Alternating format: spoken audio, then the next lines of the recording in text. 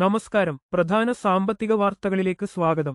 സാമ്പത്തിക വിദഗ്ധരുടെ പ്രവചനങ്ങളെല്ലാം കാറ്റിൽ പറത്തിക്കൊണ്ട് യുഎസിന്റെ ജി.ഡി.പി വളർച്ച പ്രതീക്ഷിച്ചതിലും താഴേക്ക് കൂപ്പുകുത്തി. 2026 രണ്ടാം പാദമായ ഏപ്രിൽ ജൂൺ കാലയളവിൽ വെറും 1.5% വളർച്ച കൈവരിക്കാനേ യുഎസിന് സാധിച്ചുള്ളൂ.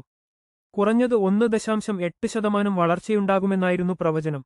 ജനുവരി മാർച്ച് പാദത്തിൽ യുഎസ് ജി.ഡി.പി 2.1% വളർച്ച നേടിയിരുന്നുവെന്ന് കൊമേഴ്സ് ഡിപ്പാർട്ട്മെന്റ് വ്യക്തമാക്കിയിട്ടുണ്ട്. ജൂണിൽ യുഎസിലെ പണപ്പെരുപ്പം 3.7% എന്ന ആശങ്കാജനകമായ ഉയരത്തിലേക്ക് എത്തിയതും കനത്ത ആഘാതമായി. ഫെഡറൽ റിസർവിന്റെ ലക്ഷ്യമായ 2% എന്ന പരിധിയേക്കാൾ ഏറെ മുകളിലാണ് ഈ നിരക്ക്. സ്വന്തം കറൻസിയായ യെന്നിന്റെ മൂല്യത്തകർച്ച തടയാൻ ജാപ്പനീസ് സർക്കാരും ബാങ്ക് ഓഫ് ജപ്പാനും നടത്തിയ ഇടപെടൽ ഡോളറിന് തിരിച്ചടിയായി. വിപണിയിൽ നിന്ന് വൻതോതിൽ യെൻ വാങ്ങിക്കൂട്ടിയതിലൂടെ ഡോളറിനെതിരെ യെൻ 3% കുതിപ്പോടെ 157ലേക്ക് എത്തി.